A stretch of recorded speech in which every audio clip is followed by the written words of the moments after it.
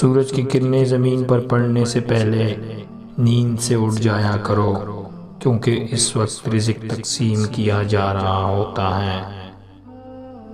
اگر تم سیدھے راستے پر ہو اور تم کسی مشکلات کا سامنا نہیں کر رہے ہو تو تم سوچو، کچھ دیر کے لیے ہو سکتا ہے کہ تم غلط راستے پر ہو، کیونکہ سیدھا راستہ مشکلات سے بھرپور ہوتا ہے۔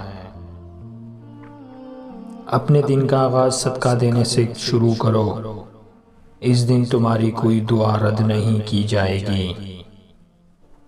اللہ سے جب بھی دعا مانگو تو مقدر مانگو، عقل نہیں، کیونکہ میں نے بہت سے عقل والوں کو مقدر والوں کے در پر دیکھا ہے۔ جو تمہاری خاموشی سے تمہاری تکلیف کا اندازہ نہ کر سکے، اس کے سامنے زبان سے اظہار کرنا صرف لفظوں کو ضائع کرنا ہے۔ اگر کوئی تم کو صرف اپنی ضرورت کے وقت یاد کرتا ہے تو پریشان مت ہونا، بلکہ فخر کرنا کہ اس کو اندھیروں میں روشنی کی ضرورت ہے اور وہ تم ہو۔ کسی مشکل میں کسی بزدل سے کوئی مشورہ مت کرنا، کیونکہ وہ تمہاری بچی ہوئی ہمت کو بھی ختم کر دے گا۔